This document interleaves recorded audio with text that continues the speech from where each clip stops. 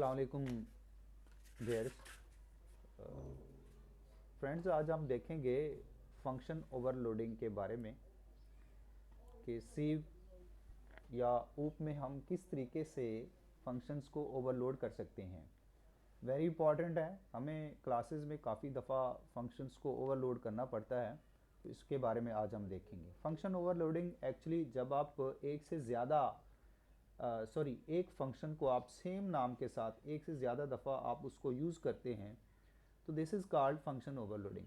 यानी same function है और उसको आप मोर देन वन टाइम्स आप उनको यूज़ कर रहे हैं, तो दिस इज़ फंक्शन ओवरलोडिंग। लेकिन इसमें दो चीज़ें बड़ी इंपॉर्टेंट है। एक तो ये कि आपके या तो पैरामीटर्स डिफरेंट होने चाहिए या फिर उनकी डाटा टाइप डिफरेंट होनी चाहिए। इन दो चीज़ों पे गौर करना है कि फंक्शंस को जब भी ओवरलोड किया जाए तो या तो पैरामीटर्स की तादाद डिफरेंट होनी चाहिए या फिर उनकी जो डाटा टाइप है वो डिफरेंट होनी चाहिए। तो ये चीज़ें इसके अंदर इम्पॉर्टेंट। स्टूडेंट, इसमें दो कंसेप्ट और भी बड़े इम्पॉर्टेंट हैं। एक ये कि हम यहाँ यूज़ करेंगे टर्म एक्चुअल पैरामीटर को और दूसरा हम यूज़ करेंगे फॉर्मल पैरामीटर को। तो इनके बारे में देख लें कि एक्चुअल पैरामीटर वो पैरामीटर्स होते हैं कि जब आप फंक्शंस को कॉल करते हैं, जब आप फंक्शन को कॉल करेंगे और उस दौरान जो आप पैरामीटर्स देंगे, जो भी वैल्यूज़ देंगे आप, वो आपके एक्चुअल पैरामीटर कहलाएंगे। और दूसरे हमारे पास होते हैं फॉर्मल पैरामीटर, और ये वो पैरामीटर्स होते हैं कि जब आप फंक्शन को डिफ़ाइन करते हैं या फंक्शन को आप डिक्लेयर करते हैं तो उस वक्त जब आप पैरामीटर प्रोवाइड करते हैं तो इन पैरामीटर्स को हम फॉर्मल पैरामीटर्स का नाम देते हैं। यानी एक्चुअल पैरामीटर्स आपके जब फंक्शन को कॉल किया जाएगा उस वक्त जब हम देंगे पैरामीटर्स, वो हमारे एक्चुअल पैरामीटर होंगे, और जो पैरामीटर्स हम फंक्शन को डिफाइन करते हुए या फंक्शन को डिक्लेयर करते हुए हम प्रोवाइड करेंगे वो हमारे फॉर्मल पैरामीटर्स होंगे। तो ये दो चीज़ें बड़ी इंपॉर्टेंट है। आइए ज़रा इन चीज़ों को हम यहाँ पे अपने कोड में भी देखेंगे बड़ी डिटेल के साथ। तो यहाँ पे देख लें, यहाँ पे दोस्त फ्रेंड्स, हम यहाँ पे एक क्लास ले लेते हैं फन ओवर के नाम से। ये हमारे पास एक क्लास है। इस क्लास के प्राइवेट एरिया में जाके हम दो वेरिएबल रख लेते हैं जी। एक इंट के नाम से a, ये हमारे पास वेरिएबल है। दूसरा हम डबल टाइप का ले लेते हैं b के नाम से, और यहाँ पे हम फिर पब्लिक एरिया में यहाँ हम दो फंक्शन डिफाइन करेंगे। एक फंक्शन हम डिस्प्ले के नाम से ले लेते हैं जी। उसमें हम क्या करते हैं कि इसमें हम कोई पैरामीटर पास नहीं करते। इसमें हम सिंपली जो हमारे पास a का वेरिएबल है उसको वैल्यू असाइन कर देते हैं, और यहीं पे हम इस वैल्यू को डिस्प्ले भी करवा लेते हैं कि ये हमें वैल्यू भी शो करे, और इस तरीके से ये हमें वैल्यू शो करवाए। इसके बाद हम दूसरा एक और वेरिएबल फंक्शन लेते हैं जी। इसमें ये भी हमारा सेम उसी नाम से होगा जो हमने डिस्प्ले के नाम से ऊपर डिफाइन किया हुआ है, लेकिन यहाँ पे हम एक इससे पैरामीटर हम यहाँ पे इसको बता देते हैं कि जी आपने हमें एक पैरामीटर देना है, हमसे रिसीव करना है, और ये जो आप वैल्यू लेंगे ये आप जाके स्टोर कर दें बी के अंदर, जो हमने ऊपर एक वेरिएबल डबल टाइप का डिक्लेयर किया हुआ है। उसके बाद यहाँ पे हम इस वैल्यू को शो भी करवा लेते हैं। तो इस तरीके से हम इसको ये भी एक काम दे रहे हैं कि आपने हमें इस वैल्यू को शो भी करवाना है। तो यहाँ कुछ चीज़ें हो जाएं। स्टूडेंट्स, यहाँ आप देख रहे हैं कि इसमें हमने दो फंक्शन डिफाइन किए हैं। एक हमारे पास ये फंक्शन है, डिस्प्ले के नाम से ही है, जो हमसे कोई पैरामीटर नहीं रिसीव कर रहा और सिंपली वो वेरिएबल को वैल्यू असाइन कर रहा है और उस वैल्यू को प्रिंट करवा रहा है। दूसरा हमने उसी नाम से फंक्शन लिया हुआ है, और इसके ज़िम्मे हमने जो काम लगाया है वो ये है कि एक तो ये हमसे वैल्यू मांगे, पैरामीटर ले हमसे, और उस वैल्यू को असाइन करे बी वेरिएबल को, और फिर उस वैल्यू को शो भी करवा दे। तो ये इस तरह से जब आप दो या दो से ज़्यादा फंक्शंस को डिफाइन कर लेते हैं, यूज़ करते हैं अपनी प्रोग्रामिंग में, this is called function overloading. तो अब इसके बाद हम चलते हैं मेन फंक्शन की तरफ। तो मेन फंक्शन में हम यहाँ पे इस सबसे पहले अपनी क्लास का ऑब्जेक्ट क्रिएट करेंगे। ये मोस्ट रिक्वायर्ड होता है हमें।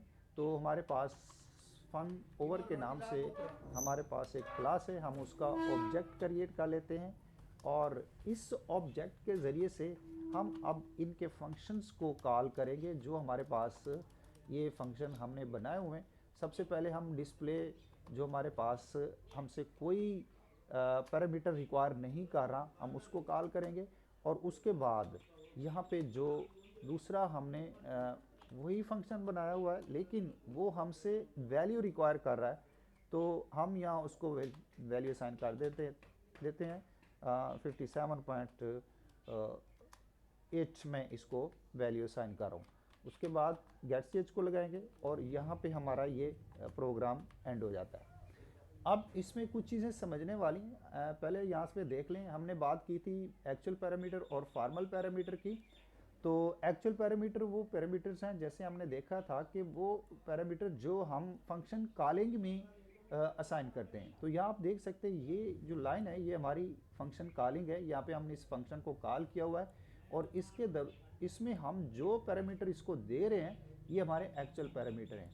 और फॉर्मल पैरामीटर वो पैरामीटर होते हैं कि जब आप फंक्शन को डिफाइन करते हैं। फंक्शन डेफिनेशन ये होता है कि जब आप अपने फंक्शन के ज़िम्मे काम लगाते हैं और ये जो चीज़ है वो आपकी फंक्शन डेफिनेशन कहलाती है। यानी आपकी फंक्शन की बॉडी स्टार्ट होती है और उसके अंदर आपने स्टेटमेंट्स लिखी होती हैं, तो this is called function definition. तो फंक्शन डेफिनेशन में जो आप पैरामीटर असाइन करेंगे यहाँ पे देंगे ये आपके फॉर्मल पैरामीटर कहलाएंगे।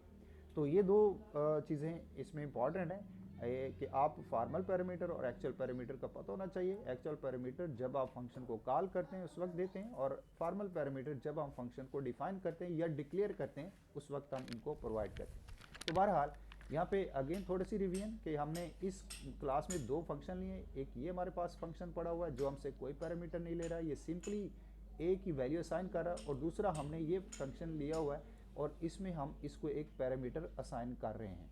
यही चीज़ है आपके फंक्शन ओवरलोडिंग में, या तो आपके पैरामीटर्स डिफरेंट होने चाहिए, जैसे ये हमसे कोई पैरामीटर नहीं ले रहा है, ये हमसे पैरामीटर ले रहा है लेकिन नाम एक ही है, तो ये काम चल जाएगा।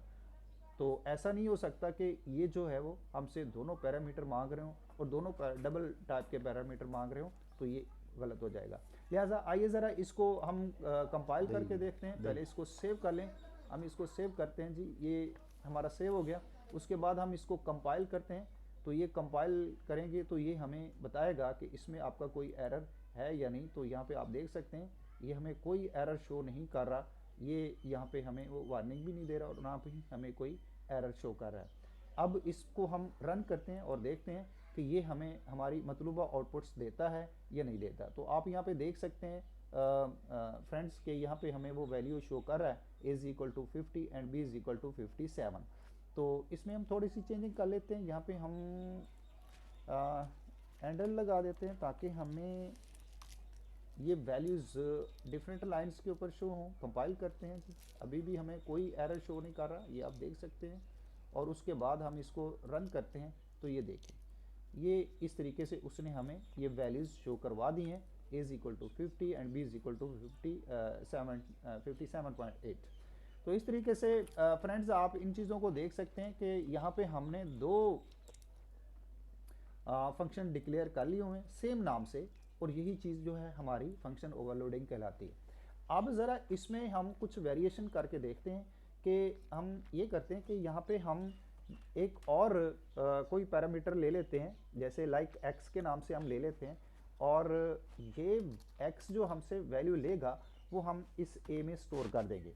अब चूँकि ये हम इसको वैल्यू ये हमसे एक पैरामीटर मांग रहा है, यानी हमसे एक वैल्यू मांग रहा है, तो लिहाजा जब हम फंक्शन को कॉल करेंगे तो उस वक्त हम इसको कोई वैल्यू असाइन करेंगे। तो लिहाजा ये चीज़ जो है वो यहाँ से इम्पॉर्टेंट है। पहले ये हमसे वैल्यू नहीं मांग रहा था, हमने इसको खाली छोड़ दिया।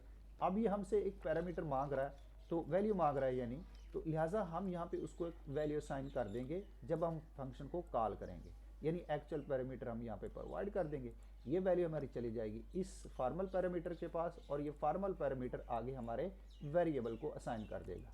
तो इस तरीके से ये स्टूडेंट यही चीज़ है कि आप अब यहाँ पे जो चीज़ नोटेबल है वो ये है कि यहाँ पे भी हम एक ही पैरामीटर दे रहे हैं और यहाँ पे भी हम एक ही पैरामीटर दे रहे हैं, लेकिन जो गौरतलब बात है वो ये है कि यहाँ पे जो हम पैरामीटर दे रहे हैं वो हमारा इंटीजर टाइप का पैरामीटर है, और यहाँ पे जो हम इसको पैरामीटर असाइन कर रहे हैं वो हमारा डबल टाइप का है। लिहाजा ये चीज़ डिफरेंट होनी चाहिए कि अगर आपके पैरामीटर्स की तादाद बराबर है, दोनों फंक्शन के अंदर बराबर है, यहाँ पे भी एक है और यहाँ पे भी एक है, तो फिर उनकी डाटा टाइप डिफरेंट होनी चाहिए, यानी यहाँ पे इंटीजर है और यहाँ पे भी इंटीजर है, तो ये डिफरेंट होनी चाहिए। आइए ज़रा इसको कंपाइल करके देखते हैं क्या क्या हमें ये सही रन होता है या नहीं होता। आप ये देख रहे हैं कि ये हमारा प्रोग्राम सही रन हो रहा है, उसमें कोई एरर शो नहीं हो रहा, और इसको आप रन करके देखें तो ये अगेन आपको सही आउटपुट दे रहा है। ये आप देख सकते हैं कि इस तरीके से आप इसको रन भी करते हैं तो ये आपको बिल्कुल एक्यूरेट आउटपुट दे रहा है। आइए ज़रा इसमें थोड़ी सी और चेंजिंग करते हैं। मसलन जैसे यहाँ पे हमारे पास ये डबल टाइप का है, हम इसको इंटीजर करके देखते हैं, और यहाँ पे भी हम इसको इंटीजर टाइप का ही पैरामीटर असाइन करते हैं, और इधर से भी हम इंटीजर टाइप की वैल्यू ही इसको प्रोवाइड करते हैं, तो क्या ये इस चीज़ को एक्सेप्ट करता है या नहीं करता। तो आइए ज़रा इसको पहले सेव करें और इसको कंपाइल करके देखते हैं, यानी ये हमें वो क्या कहता है। अब यहाँ पे आप देख सकते हैं कि ये हमें एरर आ गया है कि ये जो चीज़ है वो आपकी ओवरलोड नहीं हो सकती। क्यों नहीं हो सकती? क्योंकि आपने जो पहला फंक्शन है उसके अंदर भी आपने इंटीजर टाइप का ही पैरामीटर रिक्वायर किया है, और यहाँ पे भी आप इंटीजर टाइप का ही पैरामीटर रिक्वायर कर रहे हैं। ये भी आपका इंट है और ये भी आपका इंट है, तो लिहाजा ये आपका काम नहीं हो सकता, इसलिए कि ये दोनों की डाटा टाइप एक जैसी है और इनकी तादाद भी एक जैसी है। हाँ, अगर हम इसमें कोई एक और पैरामीटर दे देते हैं, मसलन लाइक यहाँ पे हम कहते हैं जी हमें इसमें एक और पैरामीटर प्रोवाइड करते हैं जी के नाम से जैसे, तो ये फिर ये ठीक हो जाएगा। लेकिन अगर जब आप पैरामीटर की तादाद बराबर होगी तो फिर आपकी डाटा टाइप डिफरेंट होनी चाहिए, ये एक जैसी नहीं होनी चाहिए, इस वरना ये आपको एरर देगा और आपका ये प्रोग्राम रन नहीं होगा।